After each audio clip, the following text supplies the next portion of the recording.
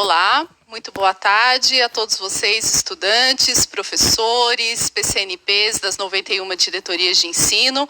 Eu me chamo Andréia Cardoso, faço parte da equipe curricular de Geografia da COPED, aqui da SEDUC, e hoje estou aqui na aula da primeira série do ensino médio, juntamente com a professora Milene. Boa tarde, professora. Boa tarde. Boa tarde a todos que nos assistem através da TV Educação ou do aplicativo do Centro de Mídia. Sejam todos bem-vindos a mais uma aula de Geografia da primeira série do ensino médio. Muito bom. Hoje nós temos uma aula de retomada do primeiro bimestre, uma aula muito interessante, está na tela para vocês anotarem o nome da aula, é linguagem cartográfica e os seus elementos. Então vocês já tiveram a oportunidade de conversar aqui com os professores da equipe, a professora Milene, o professor Sérgio, o professor Antônio, sobre essa temática, e a gente vem aqui retomar pontos essenciais para os seus estudos, durante todo o ano no ensino médio. Então vamos lá para vocês anotarem também quais são as habilidades da aula de hoje. Então anotem, façam o print para manter os registros. Essa aula, então, ela está relacionada à habilidade do currículo do Estado de São Paulo, da primeira série, primeiro bimestre, e a habilidade é interpretar o mapa segundo os elementos que o compõem, considerando projeção, escala, métricas e linguagem. Está associada aos temas e conteúdo, cartografia e poder. Sempre nas aulas de geografia, a gente faz sempre muita questão de destacar o nome dos colaboradores, dos organizadores dessa aula. Então, está na tela para vocês, Estou aqui hoje nesse papel de apoio para a professora Milene, que vai conduzir a aula, a professora Mariana Martins Lemes, que daqui a pouco vocês vão revê-la por meio de um vídeo sobre projeções cartográficas, a professora Milene e o professor Sérgio Luiz Damiati. Então, agora sim, a gente então dá sequência à nossa aula de hoje. É importante lembrar que a gente tem um canal muito importante de comunicação, que é o nosso bate-papo. É importante que vocês registrem as percepções, as dúvidas, os conhecimentos por meio desse canal. É sempre importante lembrar que é preciso ter responsabilidade. A gente tem visto cada vez mais os estudantes participando, inserindo, professora, as suas respostas, trazendo as suas dúvidas. Isso contribui muito para que a gente possa, inclusive, planejar as próximas aulas, e conhecer um pouquinho mais de vocês. Então, sejam muito bem-vindos por meio desse canal e também pelas redes sociais. Muito bem, professora, mais uma vez sejam todos bem-vindos. Lembrando que essa é uma aula de retomada, então muito do que nós vamos discutir aqui, nós já discutimos em aulas anteriores, comigo, com o professor Sérgio e também com o professor Antônio. Então vai aparecer aí para vocês na tela, hora de relembrar. Aí nós temos alguns pontos que nós vamos discutir inicialmente. Então nós temos aí o sensoriamento remoto, cartografia do poder, história dos mapas, tipos de mapas, e projeções cartográficas. Todos esses temas nós já discutimos durante a nossa aula. Então nós vamos fazer aí uma retomada, vamos lembrar, vamos lembrar o que significa isso. Então lembrando que o nosso primeiro item aí, que é o sensoriamento remoto, eu vou falar rapidamente, porque depois nós vamos ter vídeos e atividades ligadas ao sensoriamento remoto. Então lembrando aí que o sensoriamento remoto, ele representa imagens da superfície terrestre, e também é muito importante a gente ressaltar que o sensoriamento remoto está muito associado à cartografia moderna. Então, quem se interessa por esse tema, vale a pena fazer pesquisas e se aprofundar dentro dessa temática. Aí, no nosso próximo item, que vai aparecer para vocês aí na tela, nós temos a cartografia do poder, que é no slide anterior. Isso, nós temos a cartografia do poder. E aí eu faço uma pergunta para vocês. A cartografia pode ser usada como poder? Um questionamento super importante que vai nortear a nossa aula de hoje. Importante ressaltar que nós temos uma série de relatos históricos que ressaltam o quanto a cartografia, ela historicamente, ela foi usada para demonstração de poderio e até mesmo, né, quando se conhece o território e é possível você delimitar e determinar certas situações. Então, a cartografia, quando nós falamos em cartografia do poder, é muito importante a gente ressaltar isso. O nosso próximo tópico, né, que seria a história dos mapas, é importante a gente ressaltar alguns pontos.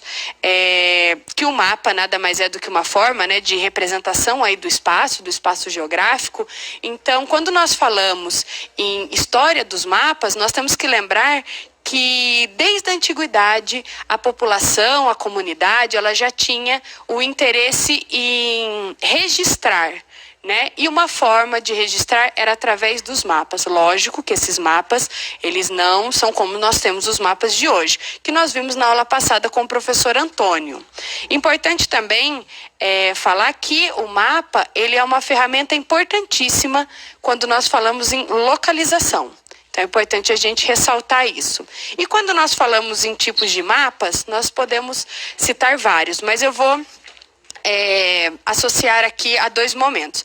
Aos mapas quantitativos, né, e qualitativos. E também nós podemos separar, aí, seriar os mapas por temas e formas. E o nosso último item, não menos importante, né, que são as projeções cartográficas, que nós falamos na nossa aula passada, e hoje teremos novamente um enfoque importante, porque é uma temática muito importante da geografia, que são as projeções. Então, aí o nosso último item, né, para a nossa retomada, nós vamos falar um pouquinho das projeções cilíndricas, cônicas e azimutal, assim também como cartógrafos importantes que trabalharam com esses modelos cartográficos, certo? E agora nós vamos para uma atividade, professora? Isso mesmo. Chegou o momento da gente conhecer um pouco mais do que vocês já sabem sobre esse tema, né? Nós trouxemos aqui duas questões para fomentar o nosso diálogo e aparece agora para vocês na tela quais são elas. Então, nossa proposta é retomando os conhecimentos. A primeira questão é por que é importante estudar cartografia? E a segunda questão é, a cartografia é um instrumento de poder? Comente a sua resposta.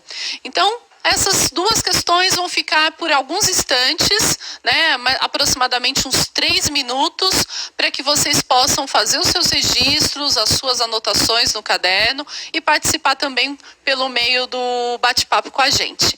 Então, até daqui a pouquinho. Voltamos, até já.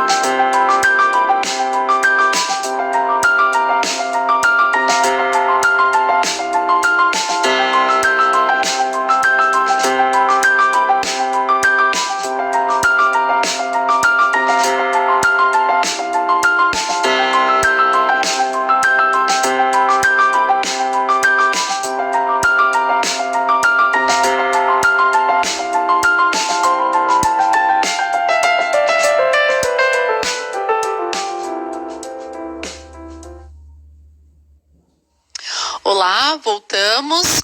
Muito obrigada por todas as contribuições. Continuem registrando, né, os seus conhecimentos e as suas dúvidas, que depois, como eu disse, é super importante para a gente pensar no planejamento das próximas aulas também.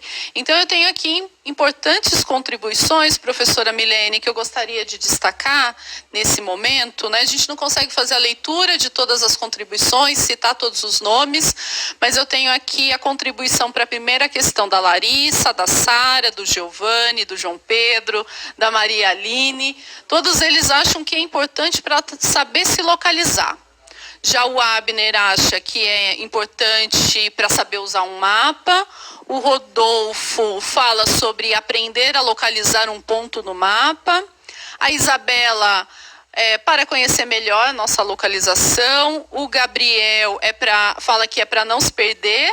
E o Kaique e o Herbert responderam na segunda questão que era usado para guerras antigamente. Então, é uma síntese das contribuições aqui no bate-papo. Muito bem, professora, obrigada pelas contribuições. Lembrando que não é só utilizado para as guerras antigamente, né? Até hoje é um importante instrumento estratégico aí, a cartografia e os mapas. Lembrando que o estudo da cartografia, né, que a cartografia ela é uma ciência que apresenta graficamente uma área. Então, quando nós falamos em cartografia, nós temos uma definição. E nós vamos apresentar para vocês aí no próximo slide a definição apresentada pelo IBGE, que é o Instituto Brasileiro de Geografia e Estatística. Então, acompanhem aí na tela a definição de cartografia. A palavra cartografia tem origem na língua portuguesa, tendo sido registrada pela primeira vez em 1839, numa correspondência, indicando a ideia de um traço de mapas e cartas. Hoje, entendemos cartografia como a representação geométrica plana, simplificada e convencional de toda a superfície terrestre ou de parte desta, apresentada por meio de mapas, cartas ou plantas. Então, essa é a definição utilizada pelo Instituto Brasileiro de Geografia e Estatística. E para nossa segunda pergunta, professora? Olha, professora Milene, agora a gente apresenta para vocês, né? É uma animação, é um vídeo, tem aproximadamente 16 segundos, né? E é importante que vocês acompanhem, porque a professora Milene vai fazer os comentários, né? Sobre essa animação que também é produzida pelo IBGE. Então, acompanhem conosco, por favor.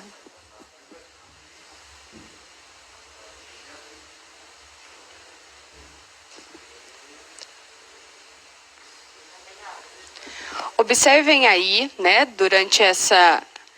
que o rapaz ele está em dúvida, mas ele não sabe onde ele está, porém ele tem uma ideia. Ele olha, se localiza através do mapa e sabe aonde ele está. Muito bem. Então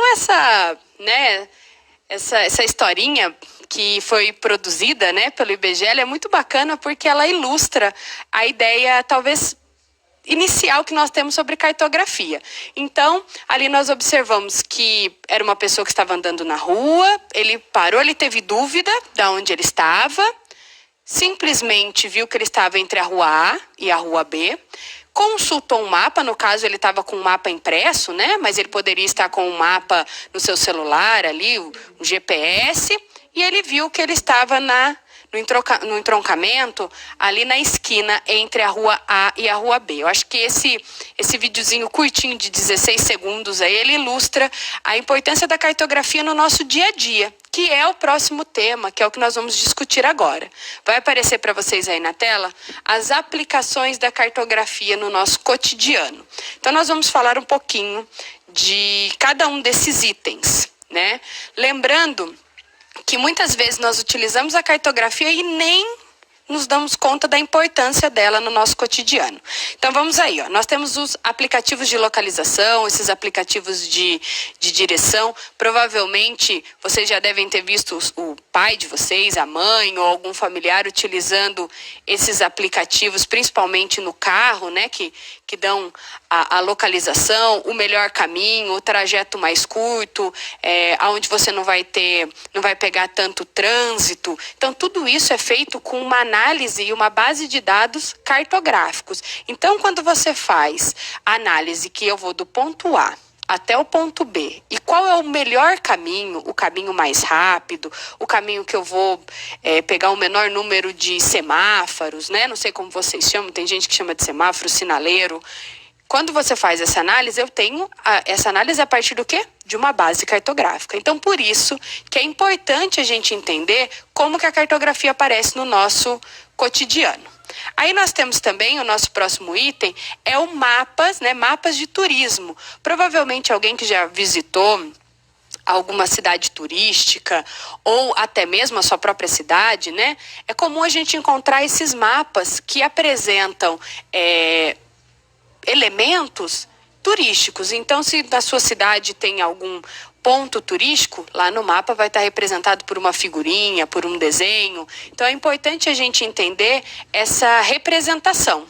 Nós temos também a aplicação da cartografia na agricultura, que hoje é muito utilizada. Inclusive, o Instituto Nacional de Pesquisas Espaciais, o INPE, tem um estudo belíssimo, riquíssimo, quanto à agricultura, assim também como a Embrapa, né, sobre cartografia utilizada na agricultura. O nosso próximo item é na previsão do tempo. Esse tema da previsão do tempo nós vimos na aula do professor Sérgio. Quem assistiu, quem acompanhou essa aula, que eu também estava presente, lembra que o professor Sérgio, ele apresentou plataformas e discutiu bases cartográficas para análise de previsão do tempo, que é muito importante. E lembrando que aqui no Brasil nós temos uma base riquíssima de dados, que é do CPTEC-INPE, que inclusive nós vamos assistir um vídeo breve sobre as questões ligadas ao sensoriamento remoto, produzido pelo CPTEC. Nós também listamos a cartografia no cotidiano, a cartografia usada aí na aviação, né, que é uma aplicação extremamente importante. E, por último, planejamento ambiental, entre outros, certo? Então, agora, nós vamos para o nosso próximo slide, que nós vamos fazer uma retomada de um assunto que nós trabalhamos na aula passada junto com o professor Antônio, que é um assunto ligado às projeções cartográficas. Vai aparecer aí para vocês na tela. Essa primeira projeção cartográfica é a projeção azimutal ou polar, né? Ela pode ser chamada essas duas nomenclaturas, lembrando que ela representa apenas um lado do hemisfério. Ela não consegue fazer uma representação total nesse modelo. Você precisaria ter aí uma duplicação, né? Uma duplicidade dos mapas para conseguir representar ele como um todo. Depois, a nossa próxima projeção é a projeção cônica, que vai aparecer aí para vocês na tela. Isso, né? Como se eu pegasse um cone e colocasse aí sobre a superfície. Então, ele fica com esse desenho, que é justamente quando eu faço a abertura de um cone. Importante a gente observar esse modelo. E a nossa próxima projeção é a projeção cilíndrica, a projeção talvez mais conhecida, mais utilizada aí por vocês. Muito obrigada, professora Milene. Então, a gente tem aí muitos pontos, né, para retomar de agora nas próximas semanas, né, para conciliar com o conteúdo que vem agora do segundo bimestre, né? Então, a cartografia ela está presente nas aulas de geografia o tempo todo, né? Então, é importante a gente lembrar isso também, professora. Agora, nós vamos chamar a participação da professora Mariana Martins Lemes, né, que traz um vídeo sobre projeção cartográfica. Então, anote, né? Faça os seus registros, porque daqui a pouquinho a gente tem uma atividade especialmente para tratar desse tema. Daqui a pouquinho a gente volta.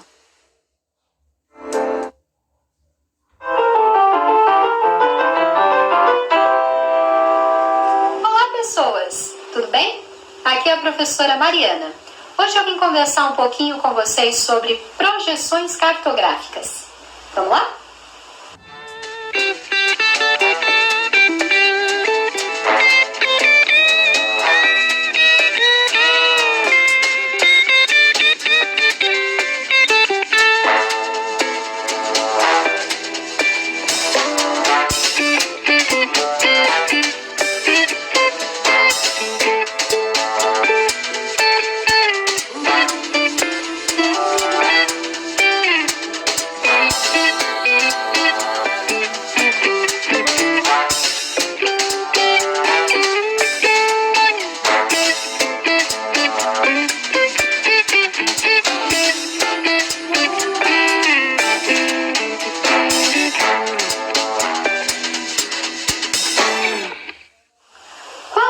queremos representar a superfície terrestre em um plano, precisamos lidar com um grande problema: o formato do nosso planeta.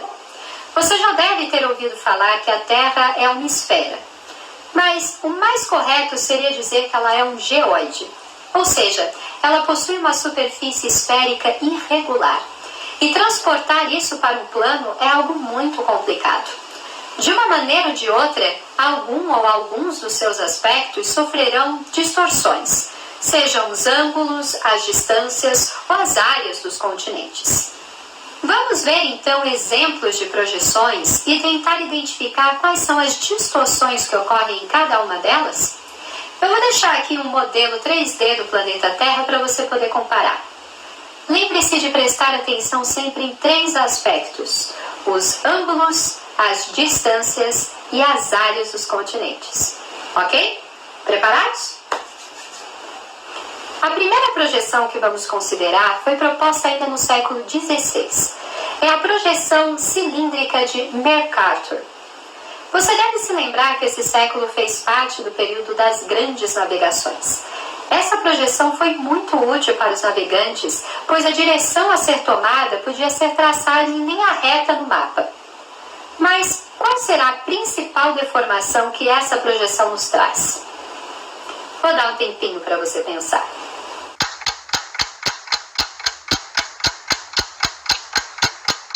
Acertou? A projeção de Mercator é uma projeção conforme, porque ela conserva os ângulos. O que é mais distorcido aqui, então, são as áreas dos continentes. Os lugares que ficam mais distantes da linha do Equador, como a Groenlândia no hemisfério norte ou a Antártica no hemisfério sul, acabam parecendo muito maiores do que de fato são. Tudo bem? Vamos para a próxima. A segunda projeção que vamos considerar é a projeção de Bellman. Quais serão as principais distorções aqui?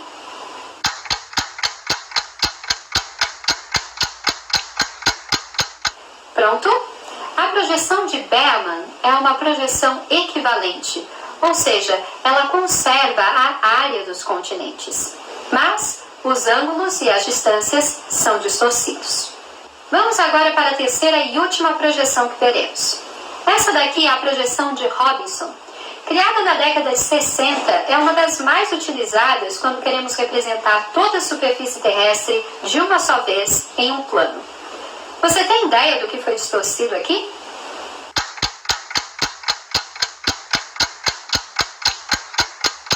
Bom, a projeção de Robinson é um exemplo de projeção afilática ou arbitrária, ou seja, ângulos, áreas e distâncias são deformados. Mas para que usar uma projeção que não conserva nenhum aspecto?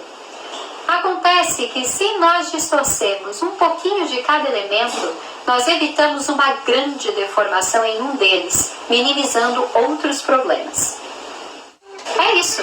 Espero que você tenha gostado. Há ainda várias outras projeções que são utilizadas. Fique então atento às projeções dos próximos mapas que você encontrar. Quais serão as distorções que elas tiveram que realizar para poder representar a superfície terrestre em um plano? Bons estudos, boa aula e até uma próxima vez. Ok, voltamos aqui para o estúdio do Centro de Mídias, né? Gostaríamos muito de agradecer a professora Mariana, que mais uma vez, né, trouxe importantes contribuições para a aula aqui da primeira série do ensino médio. Então agora, né, nós temos uma atividade que vai estar na tela para vocês acompanharem, né? Uma atividade também relacionada à questão da projeção cartográfica e vamos ler juntos, né? Então observe a projeção abaixo. Qual das alternativas corresponde à denominação desta projeção? Então, vocês têm 4 opções. A gente vai deixar um minutinho para vocês registrarem no nosso bate-papo. Daqui a pouquinho voltamos.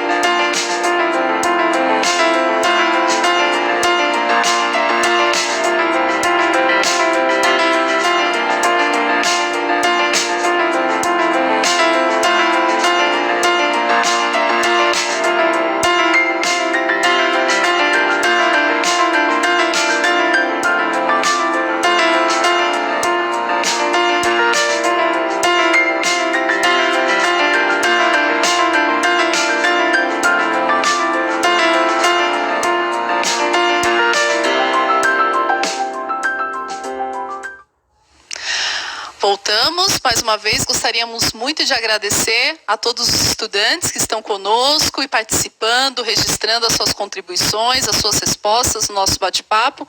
Professora Milene, então a gente tem aqui uma grande maioria que optou pela letra C, cilíndrica. É isso mesmo? Muito bem. Quem aí pensou, colocou no chat a letra C, cilíndrica, pode comemorar em casa. Está certíssimo. A projeção cartográfica representada no exercício é a alternativa C, cilíndrica. E agora nós vamos assistir um vídeo super bacana, que é do CPTEC-INPE, né, que é do Instituto Nacional de Pesquisas Espaciais. Ele fala sobre o sensoriamento remoto. Então é muito bacana e ele é importante porque esse vídeo vai nortear o nosso próximo exercício. Então fiquem atentos aí.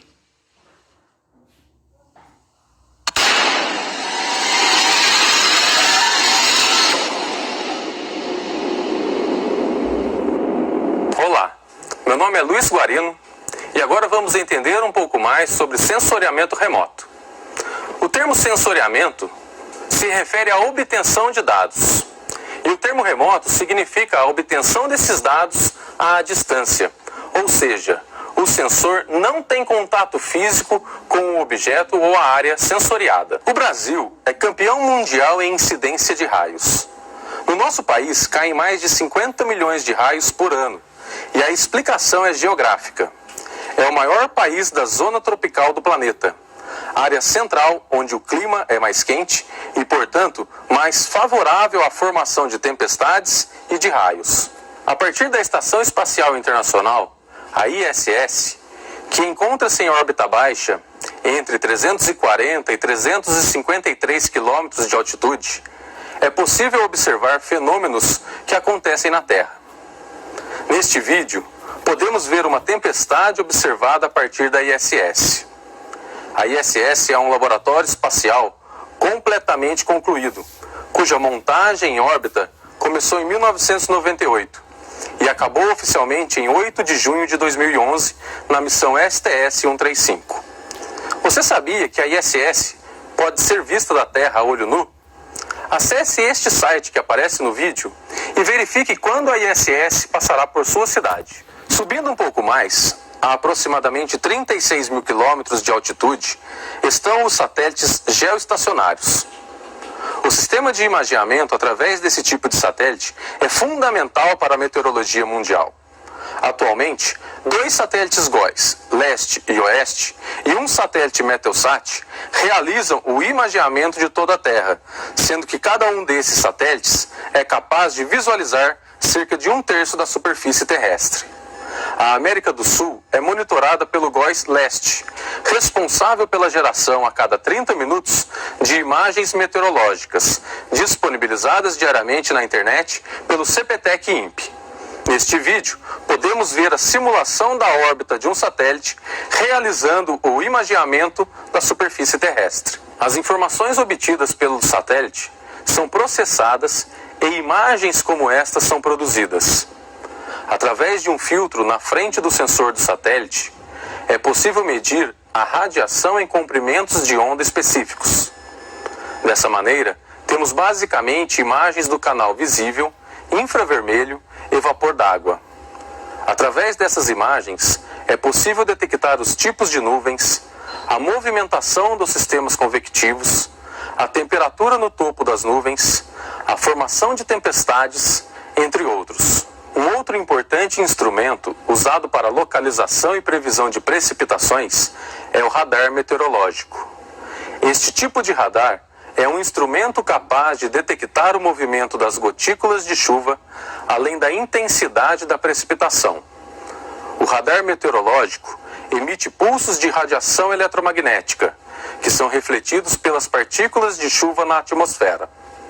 A relação entre a intensidade do sinal enviado e recebido, denominada refletividade, é correlacionada à intensidade de chuva que está caindo em uma região. As informações obtidas pelo radar são processadas e imagens como estas são produzidas. O radar é um instrumento de grande importância na estimativa de precipitação. Além disso, é possível também acompanhar o deslocamento dos sistemas e, quando necessário, enviar alertas. Quanto maior a refletividade, maior a probabilidade de precipitação. As cores na imagem representam a refletividade. A cor amarela representa maior refletividade, a verde menor e a azul menor ainda. É importante informar que as informações dos radares usadas pelo CPTEC são obtidas a partir de convênios de parcerias com o Departamento de Controle do Espaço Aéreo, o DECEA, e o Centro Nacional de Monitoramento e Alertas de Desastres Naturais, o CEMADEM. Diversas são as aplicações de sensoriamento remoto, onde imagens de satélite e de radares meteorológicos são utilizadas. Em meteorologia, são utilizados na previsão do tempo e clima, acompanhamento de mudanças atmosféricas, controle de poluentes, medição de efeito estufa, monitoramento de áreas florestais para detecção de queimadas e outras formas de desmatamento. Na defesa civil, são usadas para previsão de catástrofes naturais que permitem a tomada de medidas preventivas. Também são usadas no planejamento e acompanhamento de culturas agrícolas, no planejamento e monitoramento do crescimento urbano e também em usos militares, tais como espionagem, acompanhamento de movimentação de inimigos e planejamento estratégico do posicionamento de tropas.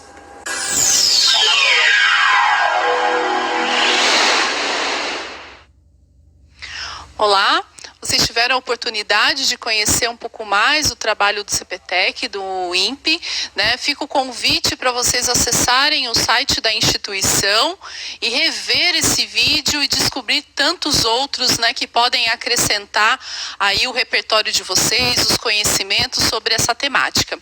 Para a nossa próxima dinâmica, nós apresentamos mais duas questões, né, para que vocês possam registrar no nosso bate-papo, anotar para conversar com seus professores posteriormente. Então, acompanhem conosco na tela, por favor. A primeira questão é: o que é sensoriamento remoto? A segunda questão: cite duas aplicações do sensoriamento remoto. Vocês têm aproximadamente 2 minutos para responder essas questões. Voltamos já.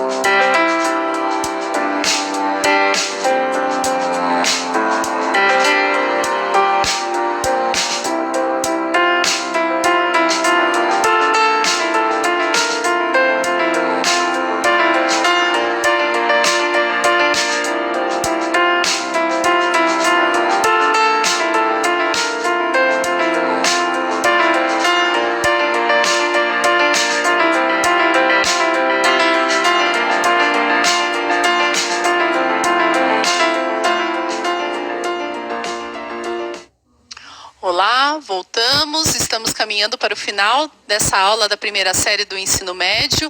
Agradecemos as contribuições do nosso bate-papo e, professora Milene, nós temos aqui para a primeira questão, que é assessoramento remoto, várias contribuições. Vou destacar da Maria Eduarda, do Renato, do Vitor Hugo. Eles acham que é a obtenção de informações à distância.